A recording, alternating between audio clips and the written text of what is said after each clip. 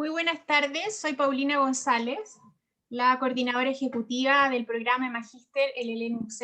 Le damos la bienvenida a esta segunda sesión del ciclo de conversatorios LLNUC, esta vez organizados por la Misión de Derecho Tributario.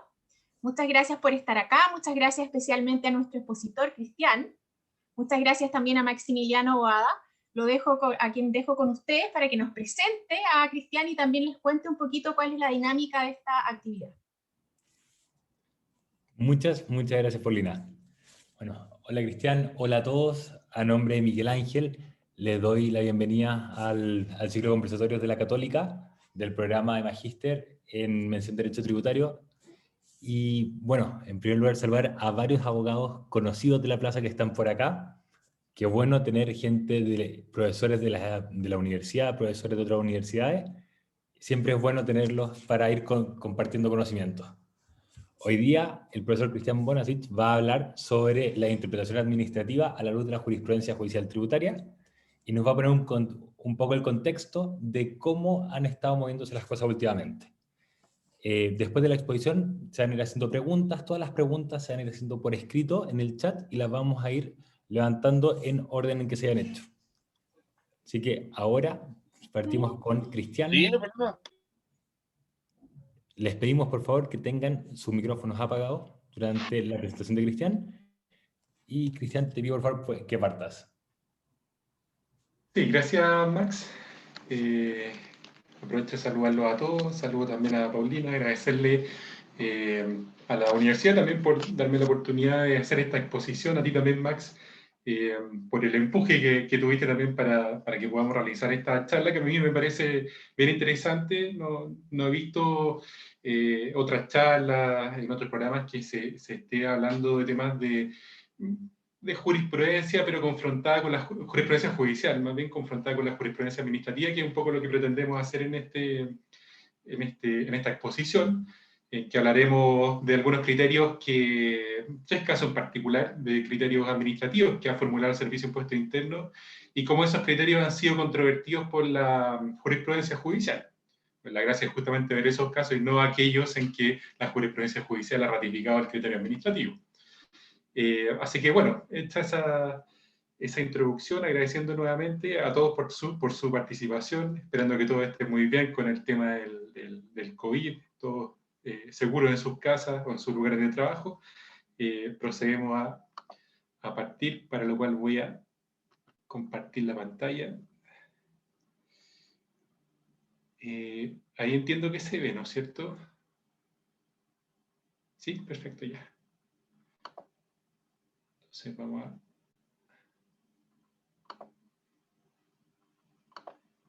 Ahí, ya. Entonces, bueno, les decía el título de esta presentación es Interpretaciones administrativas a la luz de la jurisprudencia judicial tributaria. En primer término, recordar, más bien aquí veo que hay hartos abogados, así que la idea no es hacer una clase de derecho, sino que recordar ciertos conceptos. ¿En qué órgano administrativo recae la interpretación administrativa? La potestad de interpretar administrativamente la ley tributaria. Y esa respuesta está expresamente en la ley, tanto en el decreto con fuerza ley número 7 de 1980, que es la ley orgánica del servicio, la ley orgánica, no la ley orgánica constitucional, como se lee de repente que se habla de la ley orgánica constitucional del servicio, pero es la ley orgánica solamente del servicio de impuestos internos, y también principalmente el Código Tributario, que sabemos en su artículo 6, letra A y letra D de ese artículo, se establecen las facultades, las potestades tanto del director del servicio como de los directores regionales. Y ahí podemos ver estos dos números que aparecen, tres números más bien, referidos a ambas autoridades, que establecen esta facultad, esta potestad de interpretar administrativamente la ley tributaria. Entonces, en primer término, el artículo 6, letra A del Código nos dice que el director del servicio, la máxima autoridad de este servicio público, es quien tiene la facultad de interpretar administrativamente las disposiciones tributarias, interpretación general de las disposiciones tributarias, y después nos dice, número siguiente o subsiguiente, nos dice absolver las consultas que sobre la aplicación e interpretación de las normas tributarias formulen los funcionarios del servicio por conducto regular o otras autoridades y en general toda otra persona. Esta parte que aparece en negrita y subrayada fue introducida por la ley 21.210. Antes no existía, por lo menos formalmente en el Código Tributario, la posibilidad de que los particulares, un contribuyente en el fondo, pueda formular una pregunta al director de servicio, que sabemos que eso se hacía y están publicados un montón de oficios en la página del Servicio de Impuestos Internos, pero por lo menos en el Código Tributario no existía esa posibilidad. Ahora se introdujo expresamente en el Código Tributario. Ahora, si ustedes ven la Ley Orgánica del Servicio, el artículo 45, si recuerdo bien, mantiene aún esa restricción o esa obligatoriedad que tiene el director de servicio de responder solamente las consultas que formulen los funcionarios u otras autoridades, otras jefes de servicio. Entonces, por lo menos en el decreto con fuerza ley número 7 no se coordinó esta nueva disposición. Pero bueno, el director ahora sí, por lo menos la ley, está facultado para responder y tiene la obligación de responder por principio administrativo las preguntas, las consultas que hagan los contribuyentes sobre interpretación de la ley tributaria. Ahí también sabemos el año pasado se dictó una resolución, la resolución 29, a través de la cual el servicio regula la forma de responder estas consultas. Establece un plazo que antes no existía, un plazo máximo de 90 días, que puede ir prorrogándose, pero un plazo de 90 días para efectos de responder estas consultas.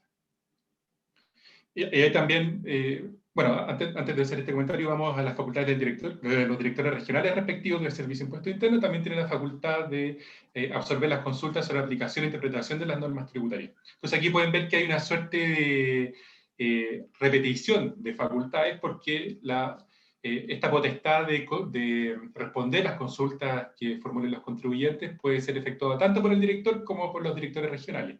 ¿Cómo se compatibiliza eso? Ya existía hace un tiempo atrás, se dictó la circular 72 del 2001 que poco regulaba la forma interna que tenían que responderse las consultas que formularan los contribuyentes. Y en la misma resolución que les comento, la resolución 29, también se establece este procedimiento interno de cómo responder las consultas. Y ahí la práctica, ahí también yo recuerdo mis tiempos en que era también abogado de servicio, trabajaba en un departamento jurídico, dirección regional y después en la subdirección jurídica, entonces teníamos muy clara esta norma porque cuando llegaba una consulta, particularmente a la dirección regional, llegaba una consulta de algún contribuyente, lo primero que había que hacer era buscar en toda la base de datos de servicio, había que buscar si había algún oficio que ya resolviera el asunto, porque en ese caso se aplicaba directamente el oficio que ya había resuelto esa consulta. Si no, había que enviar los antecedentes a la Dirección Nacional para que el director nacional, a través de las subdirecciones correspondientes, subdirección normativa, subdirección jurídica, puedan responder esa consulta sobre un tema novedoso, ¿no es cierto?, que se estaba fijando un nuevo criterio.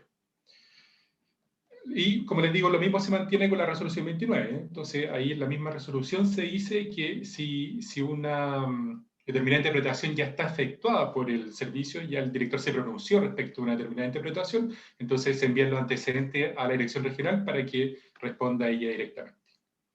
Pero, en definitiva, esos son los órganos de interpretación de la ley tributaria: el director del servicio y el director regional, particularmente el director, como dijimos, porque es quien interpreta la ley tributaria y establece nuevos criterios. Ahora, ¿cuáles son los efectos de la interpretación administrativa? Dos efectos principales que les voy a comentar. En primer término, que dice la ley, en particular el artículo 126 del Código Tributario, que en ningún caso serán reclamables esos dos supuestos que aparecen ahí, esas dos actuaciones o grupos de actuaciones. En primer término, las circulares o instrucciones impartidas por el director o por las direcciones regionales al personal. Por ejemplo, las circulares, las resoluciones que el director emita para efectos de que se aplique, se fiscalice la ley tributaria. Entonces, no son reclamables. Y, en segundo término, las respuestas dadas por los mismos o por otros funcionarios del servicio a las consultas generales o particulares que se le formulen sobre aplicación e interpretación de las leyes tributarias. Es decir, cualquier consulta, los oficios, por ejemplo, lo que conocemos como los oficios, los ordinarios, a través de los cuales el director o los directores regionales se pronuncian, responden consultas efectuadas por los contribuyentes sobre la aplicación e interpretación de la ley tributaria, tampoco son reclamables. Lo dice, como les digo, expresamente el artículo 126 del Código Tributario. Entonces, ¿qué mecanismos de impugnación existen para esos casos? Sí, ¿qué pasa si yo le hago una consulta al director del servicio, me responde algo que no quería que me respondiera? Entonces me quedo tranquilo, no puedo hacer nada, tengo que esperar que el servicio liquide.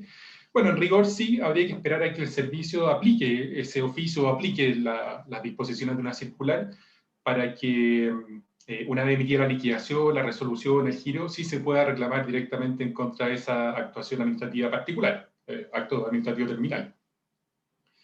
Veamos entonces cuáles son las alternativas de impugnación. Pues dijimos en principio, eso sería lo que ocurre, pero veamos si existen alternativas de impugnación. ¿Se podría, por ejemplo, presentar una RAP? Claramente no. La RAP está, como ustedes saben, regulada en el artículo 123 bis del Código Tributario y se remite a su vez artículo al 124, que se refiere a los actos reclamables, que son las liquidaciones, giros, resoluciones. Ahora, acuérdense que se incluye por la ley 20.210 en el inciso final las determinaciones que haga el servicio de contabilidad no fidedigna, etc.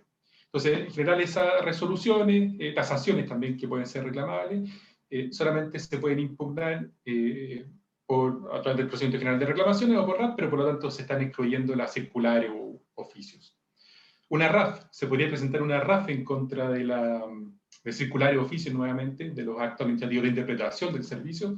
Tampoco. La RAF, si bien no está regulada en la ley, más allá de las disposiciones del artículo sexto, letra B número 5, o la ley 19.880, pero la regulación estaba dada, aquí también recordando los tiempos en que trabajaba en el servicio, con la antigua circular 26 del 2008, tenía otros precedentes, pero la circular 26 del 2008 era la última, hasta que fue derogada por la circular 12 del 2021, ¿no es cierto? Que es la que posteriormente regula el procedimiento de RAF, de revisión de actuación fiscalizadora, y ahí nos dice que los actos que son susceptibles de RAF son estos que comentamos, la liquidación, el giro, resolución, etc. Entonces tampoco se puede interponer una RAF en contra de una circular. El recurso jerárquico.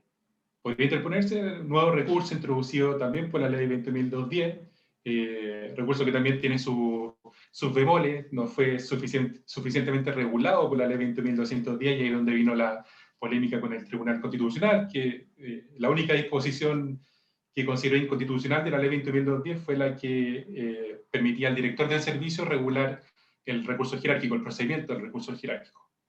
Pero bueno, la circular se remite, la circular 12 del 2021, que es la que establece la interpretación de esta norma, se remite a las normas de la ley 19.880. Pero lo que sí regula claramente la ley respecto del recurso jerárquico es que este procede en contra de la resolución de la RAF. Por lo tanto, sería el único acto administrativo susceptible de este recurso, la resolución que resuelve la RAF. Así que tampoco sería procedente respecto a una circular.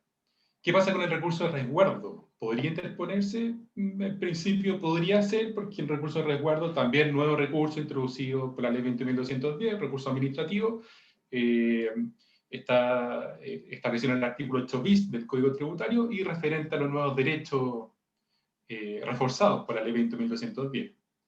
Derechos que ya existían con anterioridad, pero que fueron reforzados por esta última ley, la ley de modernización. Entonces, ¿podría interponerse el recurso de resguardo en contra de una circular? El artículo 8 bis establece solamente que el recurso de resguardo procede respecto a acciones o omisiones del servicio de impuesto interno que vulneren, que afecten los derechos del contribuyente. Ahí también viene un tema de si procede respecto a vulneraciones de garantías constitucionales o solamente de derechos del contribuyente. Porque esa parte del artículo 8 bis hace referencia a los derechos del contribuyente y está inserto este recurso en el artículo 8 bis. Pero podría interponerse este recurso de resguardo en contra de una circular que afecta un derecho del contribuyente. En rigor podría ser, pero se ve difícil que pueda prosperar, porque acuérdense que las circulares, ya lo dijimos, son obligatorias para los funcionarios del servicio, y el director, por lo demás, está ejerciendo sus facultades legales de interpretación de la ley. Entonces, ¿podría alegarse alguna vulneración de un derecho del contribuyente por la emisión de una circular? Se ve difícil. Yo diría más bien que no, pero no descarto que alguien lo pueda intentar. Reclamo tributario a través del procedimiento general de reclamación en contra de una circular, un oficio. No, ya lo dijimos, no son reclamables por el artículo 126 del Código Tributario. Un recurso de protección, sí, aquí se han intentado impugnar circulares, tenemos algunos casos que vamos a ver, algunos casos recientes, famosos, Se ha intentado impugnar circulares, resoluciones emitidas por el Servicio de Impuesto Interno a través del recurso de protección. Vamos a ver cuál ha sido el razonamiento de la Corte, por lo menos en estos casos que vamos a revisar. El razonamiento tanto de la Corte de Apelaciones como de la Corte Suprema. Un reclamo por vulneración de derechos podría interponerse en contra también de un oficio circular. En principio también habría alguna discusión de si procede o no, porque recordemos que la vulneración de derechos procede al igual que el recurso de protección respecto a acciones o omisiones arbitrarias o ilegales. Entonces habría que revisar también qué ha dicho las Cortes, la Corte de Apelación, Cortes de Apelaciones o Corte Suprema respecto a qué se considera un acto u omisión arbitrario o ilegal. Podría ser ilegal una interpretación que efectúe el director del servicio ejerciendo sus propias facultades de interpretación. También se ve difícil. Yo por lo menos no conozco algún caso de vulneración de derecho en contra de un acto administrativo de interpretación. Pronunciamiento de legalidad ante la Contraloría General de la República. Sabemos que la Contraloría General de la República emite pronunciamientos sobre la juridicidad de actuación administrativa, ejerce tutela, jurisdicción en el sentido, no en un sentido jurisdiccional, porque sabemos que la Contraloría es un órgano administrativo, pero vela por la juridicidad de la actuación administrativa de todos los órganos de la administración del Estado. Entonces, ¿podría solicitarse un pronunciamiento de legalidad respecto de un oficio, por ejemplo? También lo vamos a revisar algún caso en unas láminas más adelante. Finalmente, alguna acción civil ordinaria. Se puede presentar una demanda ordinaria, por ejemplo, nulidad de derecho público, una demanda de mera certeza, o como también ha ocurrido, una demanda de declaración sobre la derogación tácita de una norma. Se ha intentado con distintos resultados, particularmente la nulidad de derecho público. Recuerdo el caso Bullao hace algún tiempo atrás, sobre la resolución 120 del 2004, ¿no es cierto? Esa resolución que emitió el servicio que obligaba a los bancos a informar operaciones sobre $10.000. Ahí los bancos presentaron una demanda de nulidad de derecho público que se ganó en primera instancia, luego tuvo su tramitación con algunas complejidades en la Corte de Apelaciones de Santiago. Si recuerdo bien, la Corte de Apelaciones de Santiago confirmó esa sentencia de primera instancia, pero después la Corte Suprema acogió el recurso de casación en el fondo presentado por el Servicio de Impuesto Interno. Y finalmente se rechazó esa demanda.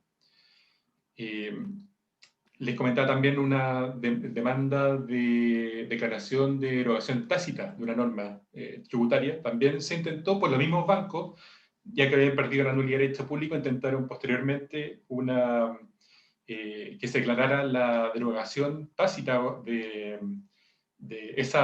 precisamente esa resolución, la misma resolución 120 del 2004, por la entrada en vigencia del artículo 62 y 62 bis del Código Tributario, que establecía el procedimiento a través del cual el Servicio de Impuesto Interno podía requerir información bancaria.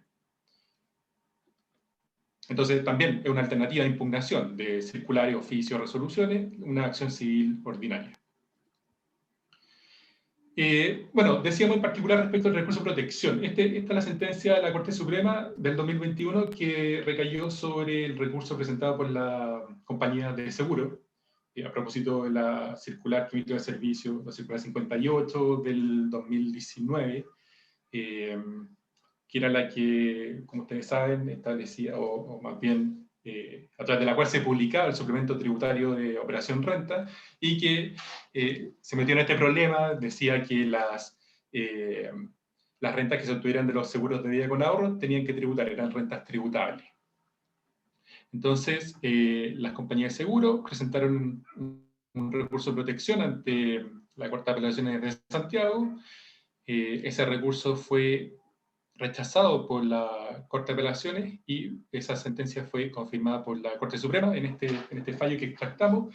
Dice la Corte, el máximo tribunal, dice: en estas condiciones es posible advertir que el conflicto que presenta el recurso no corresponde a una materia que deba ser dilucidada mediante esta acción cautelar de urgencia, porque la discusión de fondo, por eso se lo subrayo, la discusión de fondo del recurso finalmente consiste en la determinación de si los criterios de interpretación seguidos por el servicio al dictar la circular 58 se ajustan en cada caso concreto a las normas tributarias y en concreto determinar si las rentas provenientes de los seguros respectivos están afecto al impuesto a la renta.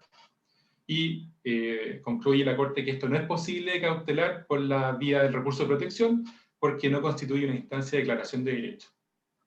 O sea, finalmente, un razonamiento que la Corte, tanto Cortes de Apelaciones como Corte Suprema han dicho en un montón de fallos, que el recurso de protección finalmente tiene por objeto cautelar la existencia de derechos que están declarados, respecto a los cuales no se discute su existencia. En este caso, precisamente lo que se pretendía era la declaración de un derecho, y ese no es el procedimiento adecuado, el recurso de protección, en definitiva, no es el procedimiento adecuado para esa declaración de derecho. Por lo tanto, no correspondía seguir este procedimiento del recurso de protección.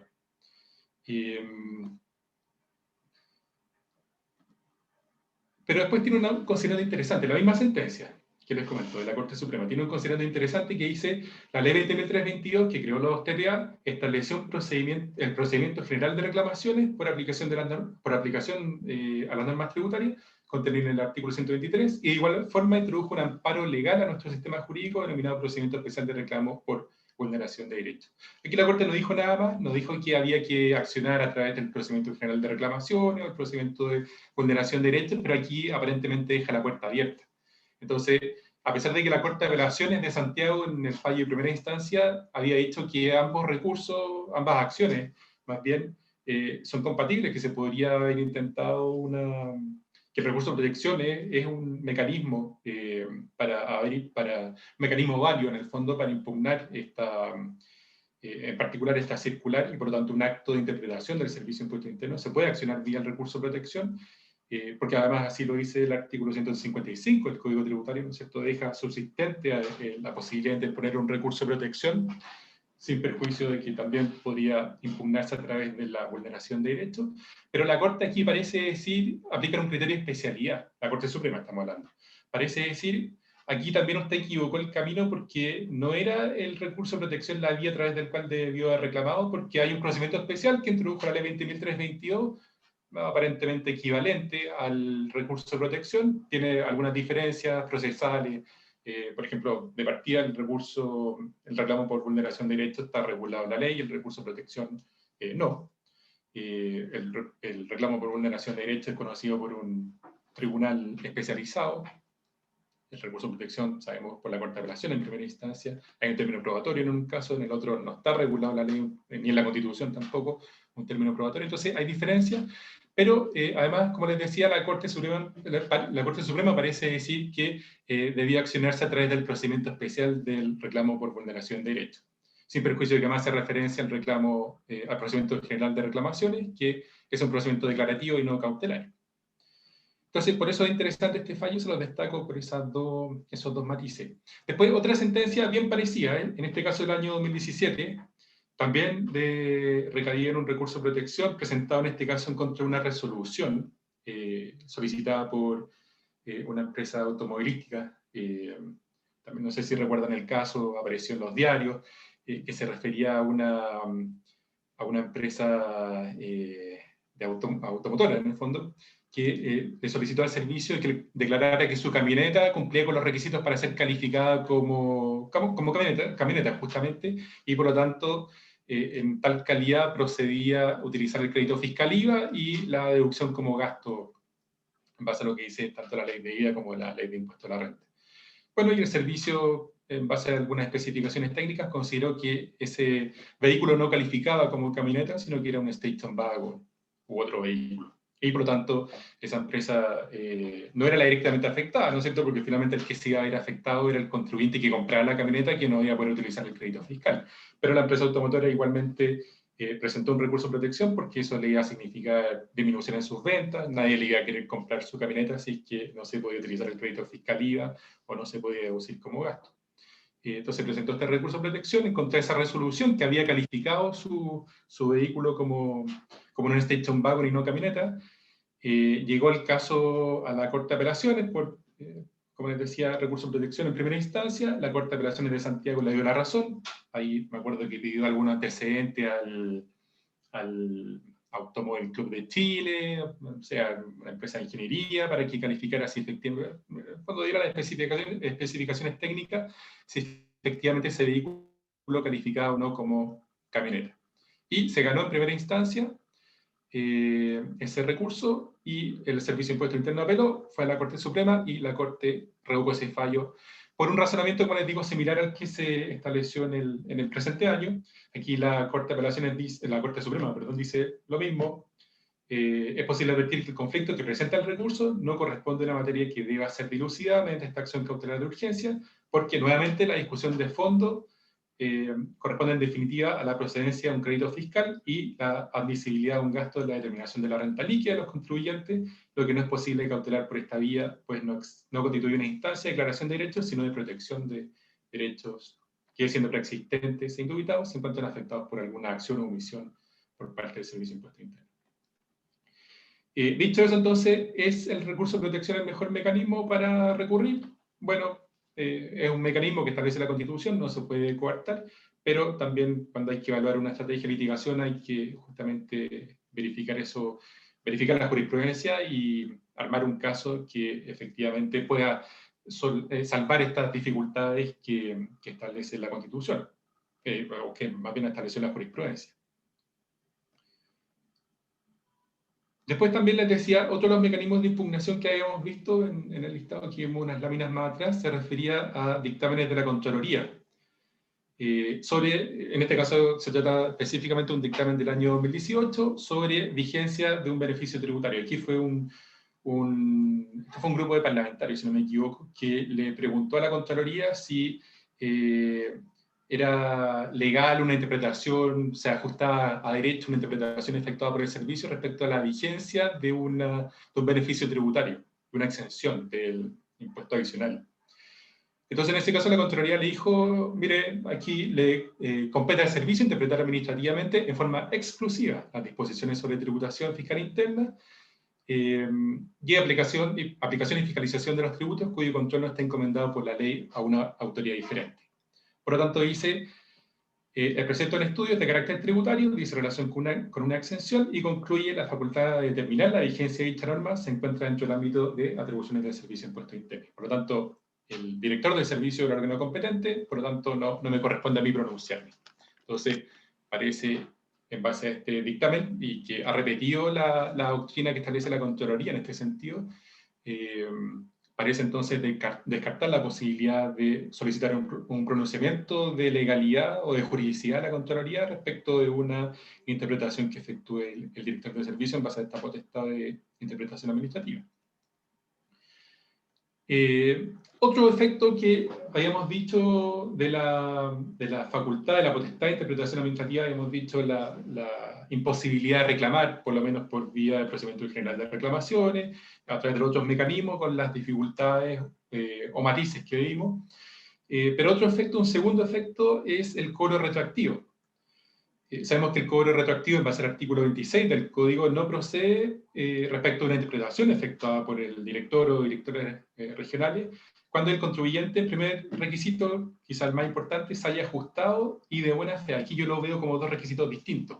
Que se haya ajustado porque la conducta o la actuación del contribuyente, además de que tiene que estar de buena fe, que la buena fe se presume, ahora hay normas expresas que así lo dicen en el Código, tanto los derechos del contribuyente ante las normas generales antilusivas también habían reconocido la buena fe del contribuyente, pero además el contribuyente tiene que haberse ajustado a esa interpretación efectuada por el servicio, es decir, su actuación, el contrato, por ejemplo, la planificación tributaria, la reorganización empresarial que está sometiendo, a la cual se está ajustando de buena fe, tiene que concordar, por lo menos con los elementos esenciales de la reorganización o la actuación a la que se refirió el servicio en su oficio. Así hay un montón de jurisprudencia, hay hartos fallos de los tribunales tributarios, cortes de apelación, etcétera, que cuando se alega este argumento de la aplicación del artículo 26 del Código Tributario, dicen, bueno, veamos si se conforma la operación que usted me está diciendo con lo que dijo el Servicio de Impuesto Interno en un determinado oficio. Y se va haciendo un análisis, ¿no es cierto? Hay que el servicio dijo, veamos si se cumple ese primer requisito en su actuación particular. Y se va haciendo casi que un chequeo de si finalmente resultan concordantes las situaciones prácticas de ambas situaciones, aquella que reguló o a la que se refirió el servicio a través de un oficio, con aquella que está postulando el contribuyente para efectos de fundamentar su reclamo. Entonces, ajustado, en primer término, y de buena fe. Segundo requisito, que una determinada interpretación de las leyes tributarias sea sustentada por la dirección o por las direcciones regionales. También tiene que emanar esa interpretación administrativa de alguna de esas dos autoridades. Y que además esté expresada en circulares, dictámenes, informes u otros documentos oficiales que además tengan este destino particular, que sea impartir instrucción a los funcionarios o hacer conocer a los contribuyentes en general o de uno o más de estos en particular. Y aquí hay también sentencias interesantes. Esta, por ejemplo, de la Corte de Apelaciones de Concepción del año 2011, se refiere justamente al efecto del artículo 26 del Código Tributario. Fíjense lo que dice la Corte de Apelaciones. Dice, la norma del artículo 26 del Código protege al contribuyente, una norma de protección, una supragarantía del contribuyente, que conociendo una interpretación administrativa de la ley tributaria y que no necesariamente puede ser aceptada. Eso encuentro que es súper relevante, esa parte que les destaco, que les subrayo, porque el director se puede haber equivocado. Pudo haber efectuado una interpretación que es contraria a la ley, no sé, va distinta a la que podría haber sustentado un tribunal de justicia, por ejemplo, por lo tanto podría no ser la interpretación aceptada, pero aún así el contribuyente se encuentra amparado por el artículo 26. O sea, aun cuando esa interpretación que efectúa el servicio es equivocada, el contribuyente igualmente se encuentra amparado. Porque esa interpretación, como dice la sentencia, emana de la autoridad superior del servicio y el contribuyente ajustó su conducta a ella. Esta interpretación, por cierto, no resulta obligatoria para el contribuyente. Aquí también, segundo elemento bien importante, no es obligatoria ni para el contribuyente ni tampoco para los tribunales de justicia, pero sí lo es el mandato contenido en el artículo 26. Para el caso de concurrir los presupuestos allí contemplados, obviamente, que es todo lo que comentábamos antes, que más o menos tiene que coincidir los elementos fácticos de uno u otro caso para poder acogerse al artículo 26 y alegar irretroactividad del cobro tributario. Pero aquí, como les decía, les destaco que el artículo 26, o sea, perdón, la interpretación del servicio de impuesto interno no es obligatoria ni para el contribuyente, ni menos para los tribunales, pero sí es obligatorio para los tribunales el artículo 26 del Código Tributario, aun cuando esa interpretación sea desacertada, como dice la sentencia. Esto finalmente dice la Corte, exige, obliga a que la autoridad tributaria sea cuidadosa y rigurosa en las instrucciones que imparta, tanto a los funcionarios como a los contribuyentes. Pero esta sentencia, que a mí me hace todo sentido, creo que es la interpretación correcta. Después tenemos una de la Corte Suprema del año 2014, donde parece desconocer este efecto vinculante del artículo 26 del Código. Fíjense lo que dice la Corte Suprema. Dice, respecto, aquí en el recurso de casación presentado por el contribuyente, se había alegado la infracción al artículo 26 del Código Tributario precisamente porque se había desconocido un oficio, el contenido de un oficio al cual se estaba ajustando. Y aquí la Corte le dijo, respecto del hierro del artículo 26 del Código, lo decidido se ha ceñido al texto de la ley y no puede reprocharse tal error de derecho a los jueces del grado fundado en la inobservancia de las instrucciones administrativas del director, por cuanto ellas, así como no obligan a los contribuyentes, tampoco tienen tal efecto respecto a los entes jurisdiccionales.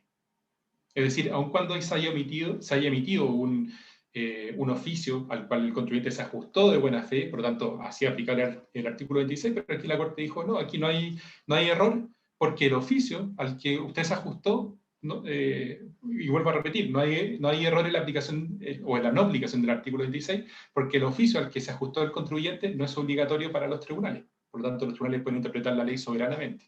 Y eso es así, yo estoy de acuerdo, la ley puede ser interpretada soberanamente por los tribunales, pero también es una norma legal que ampara al contribuyente, y esa norma legal no es norma administrativa, que es precisamente el artículo 26 del Código. Bueno, dicho eso, entonces vamos a revisar algunos casos, como les decía, 3 casos en que, ya un poco recapitulando lo que hemos visto hasta el momento, el servicio el director del servicio, los directores regionales, pero en particular el director, que tiene esta potestad legal de interpretación de la ley tributaria, emite una circular, emite un oficio que en principio no pueden ser impugnados por lo menos por la vía del procedimiento general de reclamaciones, habría que buscar alguna vía alternativa como las que ya vimos, pero el proceso de fiscalización, una vez dictada la circular, dictado un oficio, que son obligatorios para los funcionarios del servicio, como ya vimos, los funcionarios entonces tienen que seguir el procedimiento de fiscalización y tienen que aplicar esas instrucciones emitidas por el director. Entonces, si en virtud de la aplicación de esas instrucciones, en virtud de la aplicación de ese criterio, no me gusta, el contribuyente no está conforme, considera que una interpretación errada de la ley tributaria, bueno, se emite la liquidación, la resolución, el giro, la tasación, etcétera, que sí son susceptibles de reclamo tributario a través de los procedimientos que establece el código tributario, en particular el procedimiento general de reclamaciones, y ahí sí puede discutirse la correcta o incorrecta interpretación de esa ley tributaria. Y eso es lo que ha ocurrido en estos casos que vamos a ver, que finalmente el servicio aplica un determinado criterio. Son casos todos en que el servicio ha emitido oficio, hay jurisprudencia administrativa en que aplica un determinado criterio, pero que después ha sido desautorizado por los tribunales. El primer caso, entonces, es el de las compensaciones por interrupción o suspensión del suministro eléctrico. Aquí le muestro en esta primera lámina qué es lo que dice la ley. Vamos al contexto legal. El artículo 16b de la ley 18.410, que es la ley que establece las facultades de la Superintendencia de Electricidad y Combustible. En sus incisos primero y tercero establece estas disposiciones. Dice, sin perjuicio de las sanciones que correspondan, la interrupción o suspensión del suministro de energía eléctrica no autorizada en conformidad a la ley y los reglamentos, que afecte parcial o íntegramente una o más áreas de concesión de distribución, dará lugar a una compensación. Súper importante ese concepto, dará lugar a una compensación a los usuarios sujetos a regulación de precios afectados de cargo del concesionario, equivalente al duplo al valor de la energía no suministrada, etc. Y después el inciso tercero dice, las compensaciones a que se refiere este artículo se abonarán al usuario de inmediato, independientemente del derecho que asista al concesionario, para repetir en contra de terceros responsables. Entonces, aquí les destaco esas partes. Sin perjuicio de las sanciones que correspondan, la ley le da la calificación de una compensación, no da la indemnización, habla de una compensación, nuevamente lo repite ese concepto del inciso tercero, y estas cantidades se abonan de inmediato. Una vez producido el corte del suministro eléctrico, sea por cualquier causa, se abona, la empresa, en el fondo concesionaria eléctrica, tiene que abonar esas cantidades que establece la ley de inmediato, independientemente si hubo una negligencia de su parte.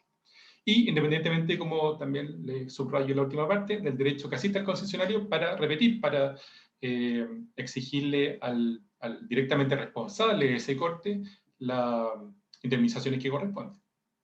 Entonces, es el contexto legal, lo que dice la ley.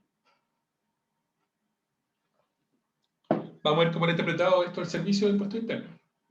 Distintos oficios, el 490 del 2013, dice, la compensación establecida en este artículo 16b, en tanto no conlleva correlativamente un ingreso, no constituye un gasto necesario para producir la renta, sea que la responsabilidad por la falla en el suministro sea atribuible a la empresa distribuidora o a terceros. Entonces, aquí volvemos al antiguo criterio del servicio, histórico criterio del servicio de la correlación ingreso y gasto, ¿no es cierto? Aquí dice, mire, usted incurrió en este desembolso no está, no tiene una correlación con un ingreso, por lo tanto es un gasto que no se puede deducir. Y también dice el servicio, sea que la responsabilidad por las fallas sea atribuible a la empresa distribuidora o tercero. O sea, aquí da lo mismo si hay negligencia o no de parte de la concesionaria. No, por lo menos según este oficio no importa. Si es atribuible a un tercero, igualmente usted no me puede deducir el gasto porque no está correlacionado con un ingreso. Por lo tanto, efecto de eso es que se agregan a la base imponible de primera categoría para efectos, después sabemos por la mecánica del artículo 33 de la ley de la renta, perdón, dije ley de ahí aparece, ley de la renta, tienen que ser agregados y posteriormente desagregados para efectos de gravarse finalmente con el impuesto del artículo 21 de la ley de la renta, que también fue modificado, sabemos, por la ley 20.210, ahora tiene una interpretación más restringida, una aplicación más restringida más bien. Pero el servicio en este oficio señalaba entonces que se aplicaba ese impuesto multa, impuesto sanción. Oficio en este caso del año 2016. Nuevamente se repiten los mismos criterios. Suspensión e interrupción del servicio eléctrico determina la obligación de la concesionaria de distribución de efectuar una inmediata compensación a los usuarios. Y esta compensación es un gasto que no resulta necesario para producir la renta porque no cumple con los requisitos del artículo 31 de la ley de la renta y al tratarse de un desembolso se encuentra gravada con el impuesto del artículo 21 de la ley de la renta. 2019, reciente, hace 2 años atrás, nuevamente las compensaciones que deben efectuar las empresas distribuidoras de electricidad por mandato del artículo 16b constituyen un gasto rechazado afecto al artículo 21 de la ley de impuesto a la renta. Entonces, un criterio consistente, se ha mantenido en el tiempo, a pesar de los fallos judiciales que han habido. Miren este fallo del año 2018, el último oficio que vimos el año 2019, por lo tanto es posterior a ese fallo de la Corte Suprema. Y en el año 2018 la Corte dijo perdón, aquí vamos a ver primero los argumentos de la casación en el fondo del servicio, pero adelantando un poco lo que vamos a ver en la lámina siguiente, la Corte en este fallo del año 2018 rechazó el recurso de casación presentado por el Servicio de Impuesto Interno y consideró que estas compensaciones eran gastos deducibles, calificaban como gastos necesarios para producir la renta y no había ningún impedimento legal para que pudieran ser deducidos de la base imponible de primera categoría. Pero veamos, ¿qué dijo el servicio en su recurso de casación en el fondo? Dijo, elemento esencial de la necesidad del gasto es que tenga potencialidad de generar un ingreso, y por lo tanto el carácter obligatorio de la compensación, que está en la ley, ¿no es cierto? La ley es la que obliga a compensar, pero esa obligatoriedad de compensar, aun cuando esté establecida la ley, no determina su necesidad como gasto para producir la renta. Porque, nuevamente, correlación ingreso y gasto, en este caso, una potencialidad. Aquí el servicio también hemos visto en otros casos que también ha sido reacio a reconocer que un gasto tenga potencialidad de generar una renta, pero aquí en su recurso de casación por lo menos lo reconoce, que tenga una potencialidad de generar, pero aún así estas deducciones, estos desembolsos efectuados por la empresa concesionaria no tienen potencialidad de generar renta. No hay correlación ingreso y gasto ni tampoco potencialidad de generar una renta. Por lo tanto, no es necesario para producir una renta. Además, califica estas compensaciones como indemnizaciones de perjuicio. Vimos que la ley no la califica como indemnización, pero el servicio sí considera que son indemnizaciones por el desmedro o daño sufrido por la interrupción o suspensión del suministro. Claro, pero son indemnizaciones. La indemnización supone, ustedes saben, una relación de causalidad, que sean imputables a un hecho culpable o doloso, y en este caso podía no ocurrir eso. O sea, son compensaciones que son pagadas aun cuando, en base a una responsabilidad objetiva, aun cuando no hubiera dolo ni culpa por parte de la empresa eléctrica. Entonces, no sé si podrían calificarse como indemnizaciones de perjuicio. Después dice el servicio, las compensaciones no son desembolsos usuales en que debe incurrir este tipo de empresas para producir su renta, por lo tanto no hay relación con el giro, aparentemente es el argumento que está desarrollando. Estos desembolsos cuestionados son evitables, manteniendo la debida diligencia contractual. No sé si están así, porque una interrupción del suministro eléctrico puede ocurrir por cualquier motivo que escapa a la responsabilidad de una empresa concesionaria. Por lo tanto, no necesariamente son evitables esas circunstancias. Por eso después viene la calificación de dolo o culpa, si esa conducta fue negligente o no, por parte de la empresa.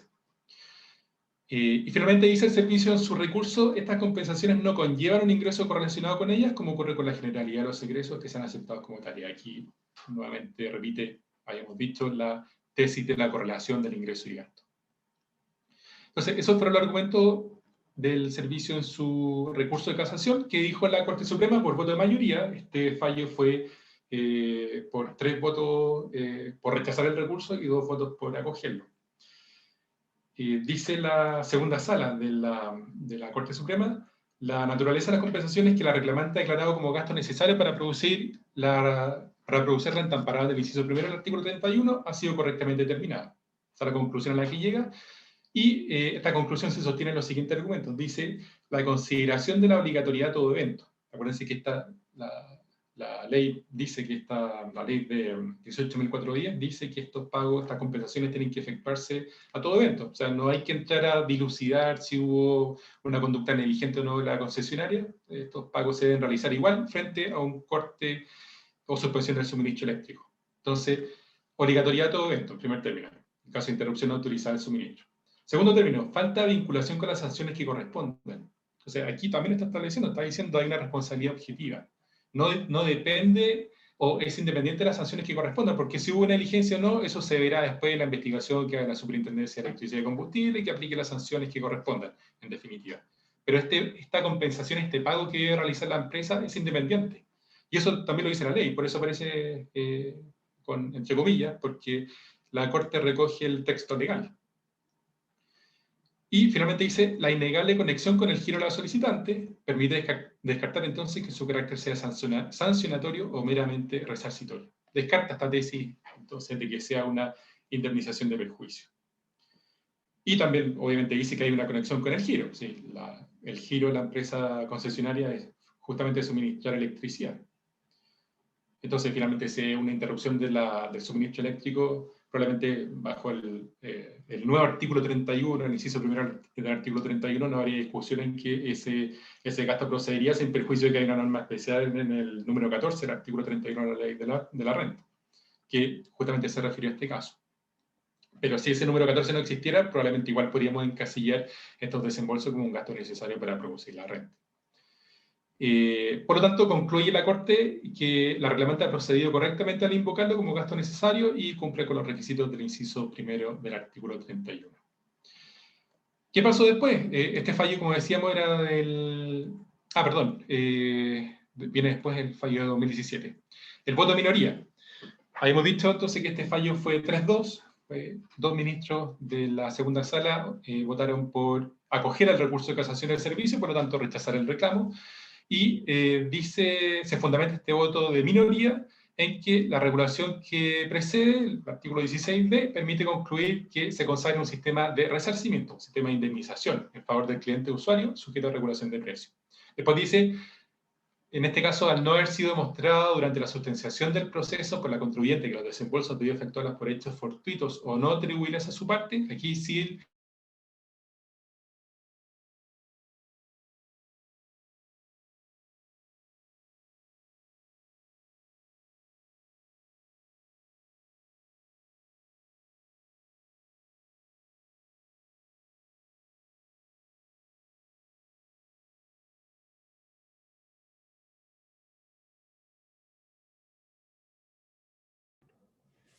Creo que perdimos a Cristian por un segundo. Presumo que está con BTR, pero vamos a ver cuál fue el caso.